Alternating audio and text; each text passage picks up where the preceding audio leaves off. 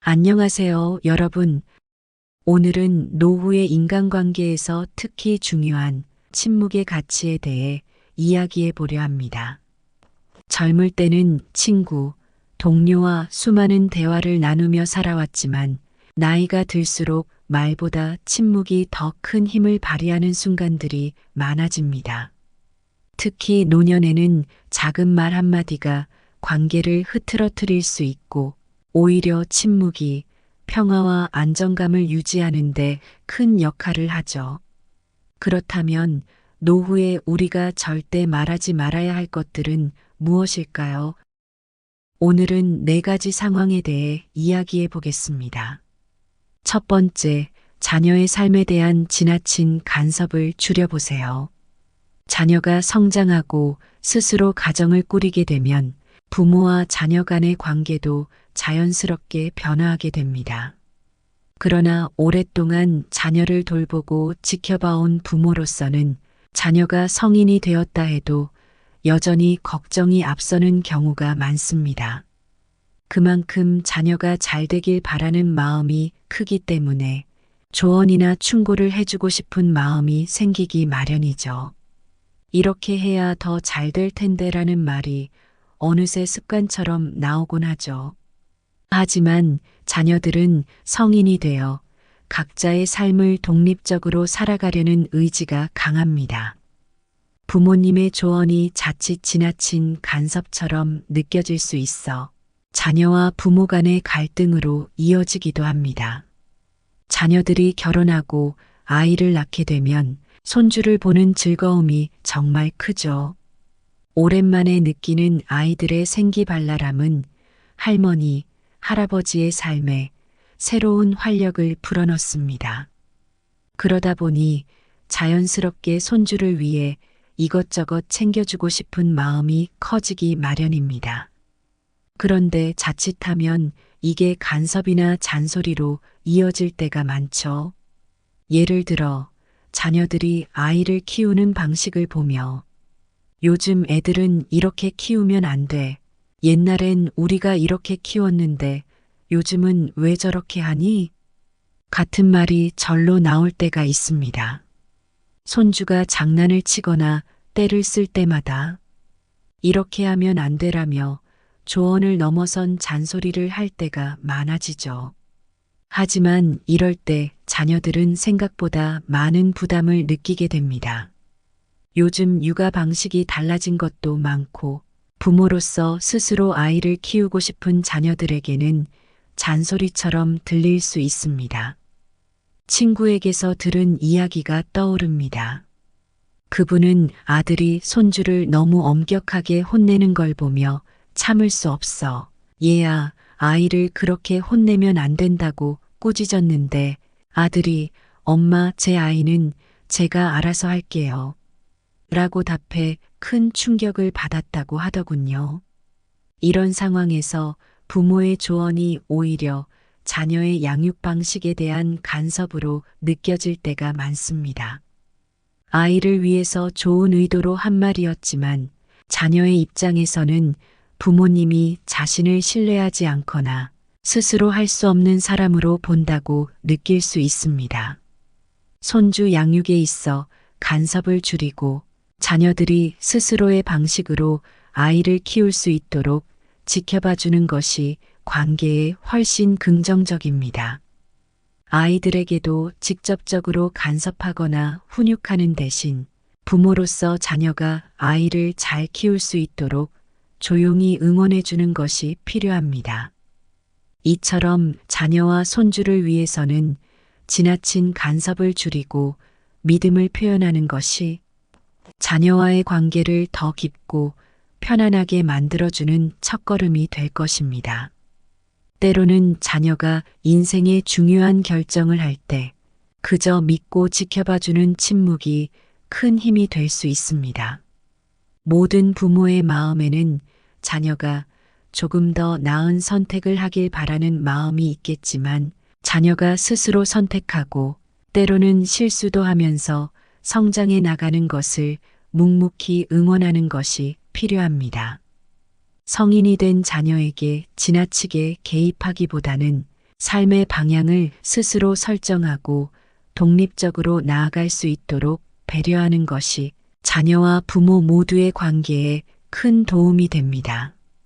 간섭을 줄이고 믿고 기다리는 태도는 자녀의 자립심을 강화시키고 부모 자식 간의 신뢰를 더욱 두텁게 만드는데 중요한 역할을 합니다. 오늘부터는 자녀의 삶에 대해 조언보다 믿음으로 응원하는 법을 실천해 보세요. 두 번째, 재산이나 경제 상황에 대한 과도한 공개는 삼가하세요. 노년의 인간관계에서는 재산이나 경제적 상황에 대한 이야기를 지나치게 공개하는 것을 피하는 것이 좋습니다. 특히 모임이나 친구, 지인들과의 만남에서 재산이나 노후 자금에 대한 이야기를 꺼내는 것은 듣는 이들에게 의도치 않은 부담을 줄 수 있습니다.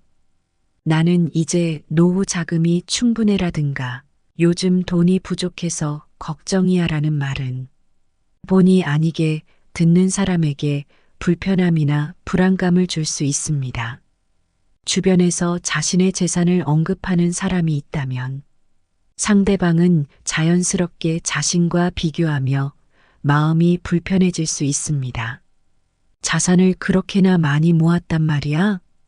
혹은 우리도 노후 자금을 준비해야 하는데 준비가 부족한 건 아닌지 하는 생각이 들면서 불안과 부담감을 느끼게 되죠.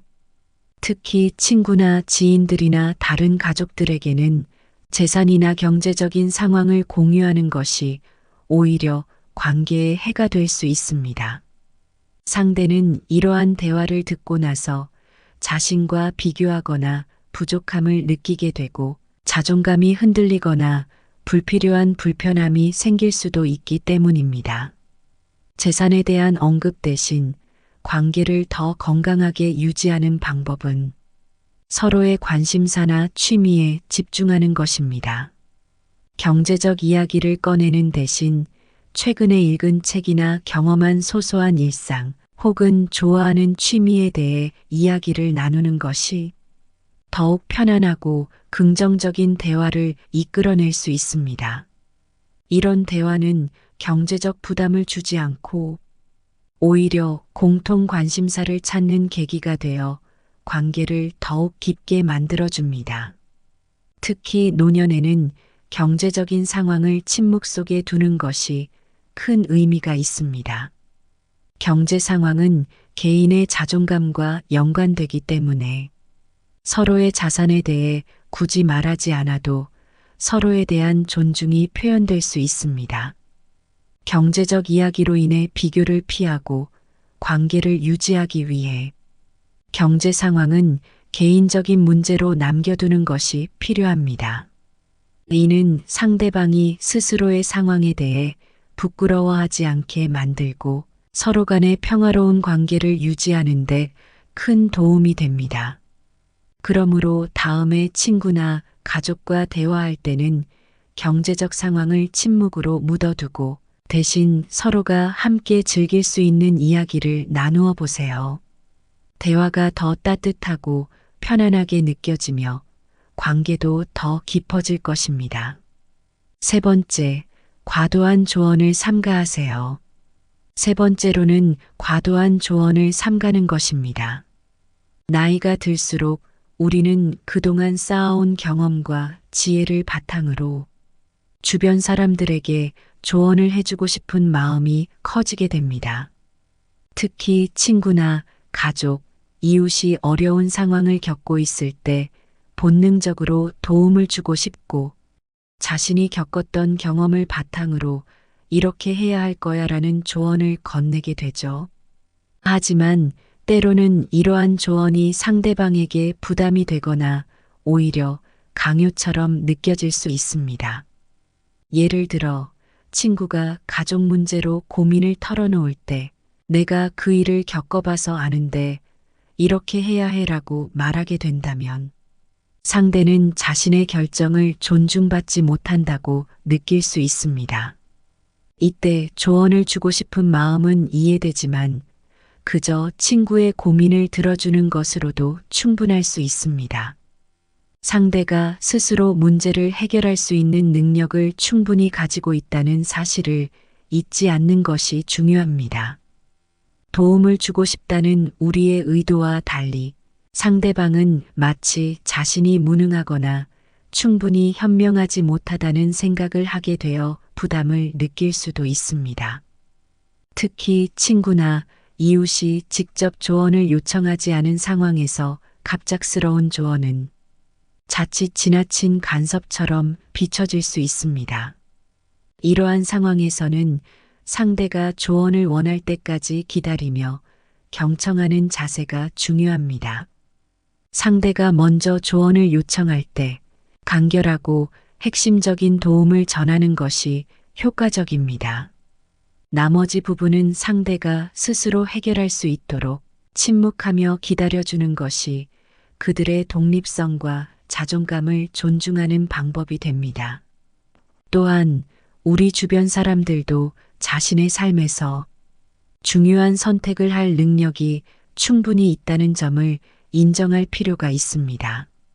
지나친 조언은 오히려 서로의 관계에 부담을 줄 수 있으며 상대가 스스로 해결할 수 있는 힘을 잃게 만드는 요인이 될 수도 있습니다.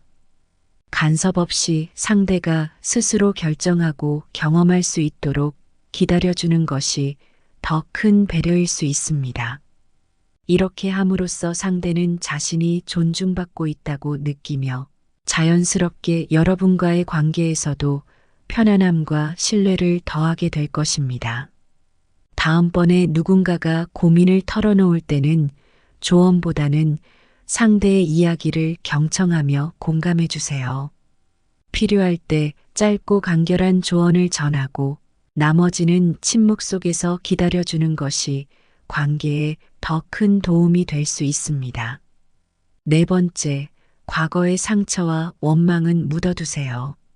나이가 들수록 우리는 과거의 여러 일들을 자주 되새기게 됩니다. 특히 힘들었던 시절이나 아픔을 겪었던 순간들이 머릿속에 떠오르며 그 기억을 주변 사람들에게 털어놓고 싶은 마음이 생기기도 합니다. 그러나 과거의 상처나 원망을 지나치게 자주 이야기하는 것은 듣는 사람에게 의도치 않은 부담을 줄 수 있습니다. 친구나 이웃과의 대화에서 그때는 정말 힘들었어 또는 내가 이런 일을 당했지 라는 이야기를 반복적으로 꺼내다 보면 듣는 사람 입장에서는 점차 그 이야기에 대한 피로감을 느끼게 될 수 있습니다. 이런 이야기가 공감보다는 불편함으로 이어질 경우 상대는 점점 거리를 두게 되고 오히려 관계의 유대감이 약해질 수도 있습니다. 특히 가까운 가족이나 친한 친구가 아닌 조금 거리감이 있는 이웃이나 지인에게 자주 이러한 이야기를 할 때 그들은 여러분의 아픔을 완전히 이해하거나 공감하기 어려워 더 큰 부담을 느낄 수 있습니다. 그렇다고 마음속의 아픔을 억지로 지우는 것이 능사는 아닙니다. 그러나 그 상처를 주변 사람들과의 대화에서 자주 꺼내기보다는 속으로 잠시 묻어두는 것도 좋은 방법이 될 수 있습니다. 오히려 지금 현재의 소소한 행복이나 즐거운 순간을 나누며 대화를 이어가는 것이 관계를 더욱 긍정적이고 따뜻하게 만들어줍니다. 예를 들어 최근 경험한 좋은 일이나 일상 속에서 기쁨을 느낀 순간에 대해 이야기하면 서로가 공감할 수 있는 즐거운 대화가 이어지면서 관계가 더 편안해지고 가까워질 수 있습니다. 상처를 안고 살아가는 것은 누구에게나 어렵지만 그 아픔을 혼자 가슴속에 담아두고 긍정적인 현재를 함께 나누는 것이 더 나은 경우가 많습니다. 과거의 상처보다는 지금의 평온함을 나누는 태도는 스스로에게도 좋은 영향을 미칠 뿐만 아니라 듣는 사람에게도 부담을 줄이지 않고 편안한 관계를 만들어줍니다. 다음에 친구나 이웃과 대화를 나눌 때 과거의 아픔을 꺼내기보다 오늘 경험한 소소한 즐거움이나 감사한 순간을 함께 나누어 보세요. 이는 여러분과 주변 사람 모두에게 따뜻함과 긍정적인 에너지를 전해줄 것입니다. 자녀에 대한 지나친 간섭, 재산 이야기, 과도한 조언, 그리고 과거의 상처나 원망. 이 네 가지는 나이가 들수록 말하지 않는 것이 오히려 관계를 보호하고 깊이 있게 만들어주는 요소가 됩니다. 침묵은 단순히 말을 아끼는 것이 아니라 상대를 존중하고 나의 평온을 지키는 방법이기도 합니다. 노년에는 말보다 중요한 것이 바로 여유와 평화입니다. 가끔 침묵이 관계를 더 깊고 따뜻하게 만들어주는 경우가 많습니다. 여러분의 노년이 평온하고 여유로운 시간이 되기를 바라며 주변 사람들과의 관계가 더욱 깊어지길 바랍니다. 시청해 주셔서 감사합니다.